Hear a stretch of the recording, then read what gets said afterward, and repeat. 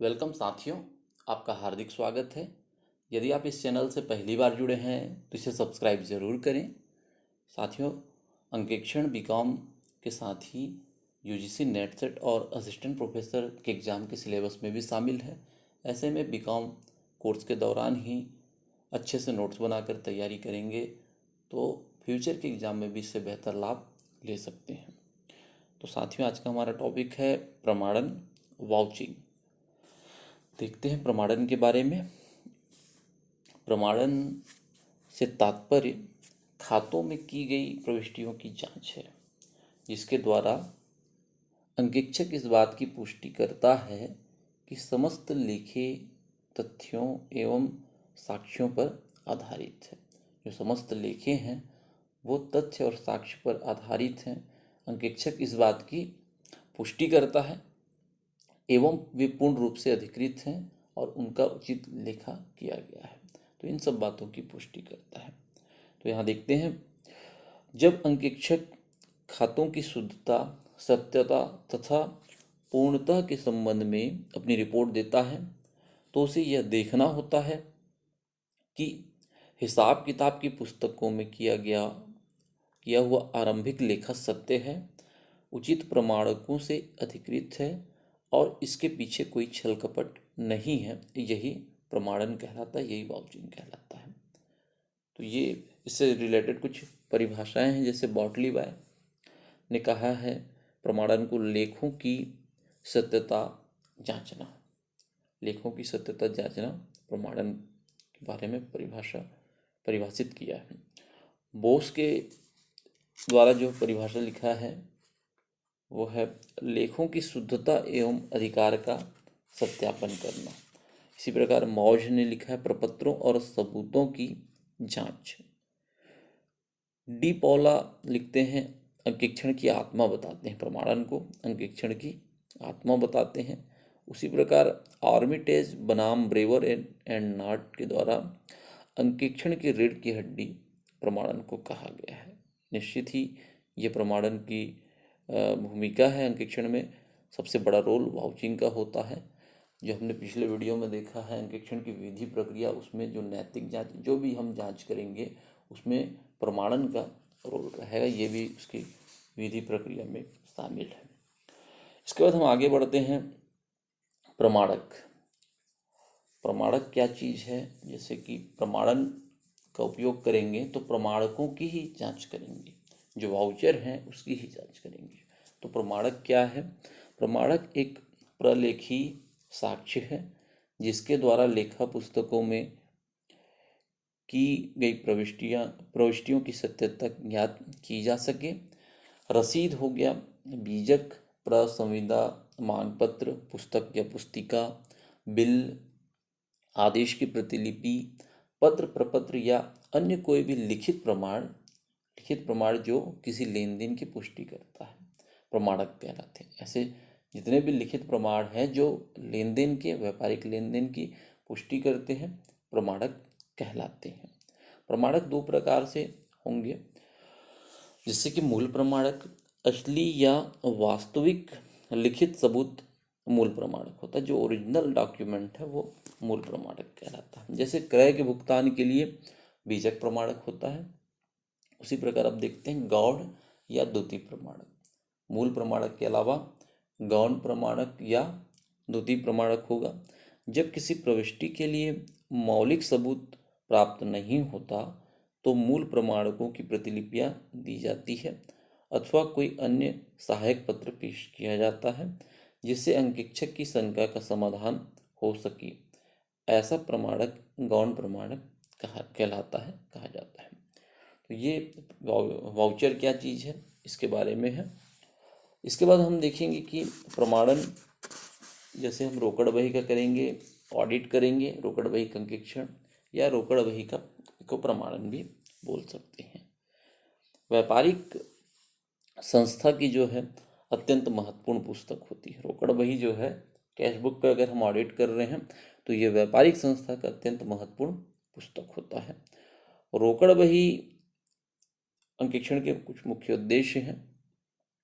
यह देखना कि संपूर्ण प्राप्तियां हिसाब किताब में लिख दी गई है।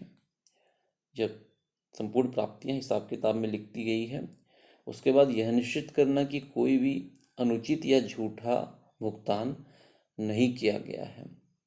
यह देखना कि सभी प्राप्तियां तथा भुगतान ठीक प्रकार से लिख दिए गए हैं।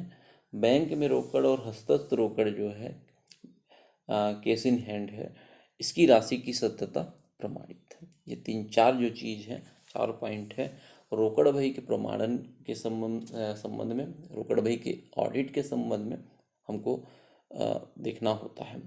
उसके बाद रोकड़ बही की जांच में भुगतान की अपेक्षा रोकड़ प्राप्तियों का अंकेक्षण कठिन है। जब कैश बुक का हम ऑडिट कर रहे हैं, जांच कर रहे हैं, तो भुगतान की अपेक्षा और रोकड़ प्राप्तियों का जो अंकेक्षण है, ऑडिट है, वो ज़्यादा कठिन है। क्यों कठिन है?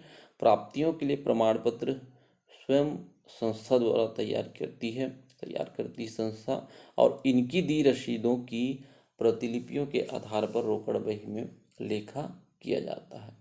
प्राप्तियां क्या है? संस्था के द्वारा इसकी वाउचर तैयार हो रहे हैं, उनकी रसीदों की जो प्रतिलिपि है उसके आधार पर ही केस बुक में एंट्री हुआ है और उसका ही हम ऑडिट कर रहे हैं। तो ऐसे में प्राप्तियों को थोड़ा सा उसमें छल कपट अशुद्धि को पकड़ पाना कठिन होता है। तो ये कुछ अंकेक्षण के इसके रोकड़ बही के संबंध में जब ऑडिट करेंगे उसके मुख्य उद्देश्य हैं। इसके बाद हम आगे बढ़ते हैं। रोकड़ प्राप्ति के संबंध में ध्यान देने योग्य बातें। अभी पिछले पेज में हमने पढ़ा कि रोकड़ भुगतान की अपेक्षा रोकड़ प्राप्ति का जो है अंकेक्षण थोड़ा कठिन है। तो रोकड़ प्राप्ति के संबंध में कुछ बातें जो हैं ध्यान देने योग्य। पहला है आंतरिक निरीक्षण। रोकड़ प्राप्ति के संबंध में आंतरिक निरीक्षण की व्यवस्था कैसी है, इसका विशेष रूप से पता लगाना चाहिए। अगला पॉइंट है कच्ची तथा पक्की रोकड़ बही का मिलान। कच्ची और पक्की रोकड़ बही दोनों का अच्छे से मिलान कर लेना चाहिए। रसीद बहियों के प्रयोग पर पर्याप्त नियंत्रण। संस्था में रसीदों का प्रयोग पूर्णतः नियंत्रित है नहीं, इसका पता लगाना चाहिए। और प्राप्तियों के बैंक में जमा करने की व्यवस्था की जांच करनी चाहिए। रोकड़ प्राप्तियों के बैंक में जमा करने की व्यवस्था संबंधी नियमों की जानकारी करनी चाहिए। इसके लिए प्राप्तियों का जो मिलान जमा पुस्तक है ना, पेन स्लिप बुक रहता है, स्लिप बुक जो रहता है पे स्लिप बोलते हैं, इससे करना चाहिए। ये है कुछ ध्यान देने योग्य बातें रोकड़ प्राप्ति के संबंध में। आगे बढ़ते हैं हम। रोकड़ बही के प्राप्ति पक्ष का प्रमाणन। जब रोकड़ बही का हम प्राप्ति पक्ष देखेंगे, 2 पक्ष होंगे कैश बुक के, प्राप्ति का पक्ष होगा और भुगतान का। तो जब प्राप्ति पक्ष का प्रमाणन करेंगे तो किन किन चीज़ों को हमको ध्यान देना चाहिए। तो जैसे पहले है नगद बिक्री का प्रमाणन। बिक्री है, कैश बुक में हम सिर्फ नगद व्यवहारों का लेखा करते हैं। इसके बारे में हम पिछले क्लास में आप लोग पढ़ लिए होंगे।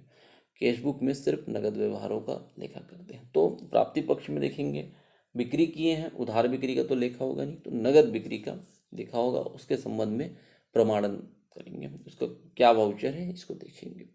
प्राप्य बिल, देनदारों से प्राप्ति का प्रमाणन देखेंगे।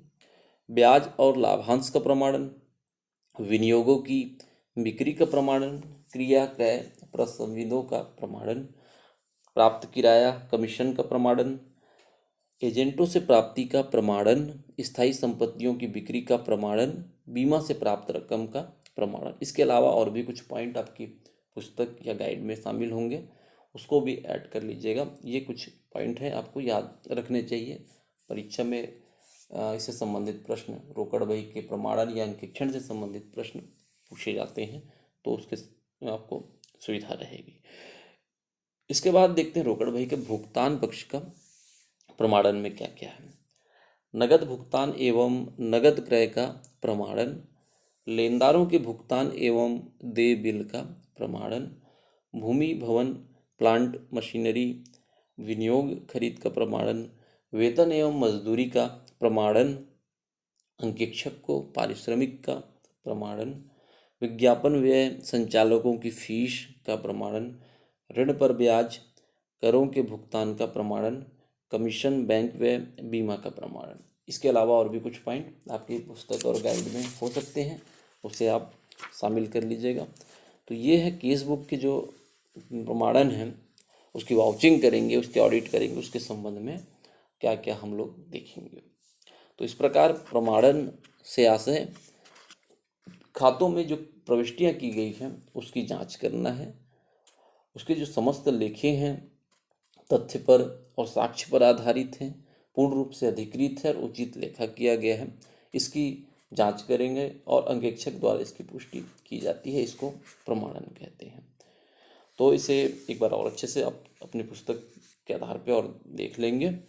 साथियों, उम्मीद करता हूँ यह वीडियो आपके लिए यूजफुल और हेल्पफुल रहेगा। लाइक, शेयर, कमेंट के माध्यम से अपना प्यार देते रहें। Thank you.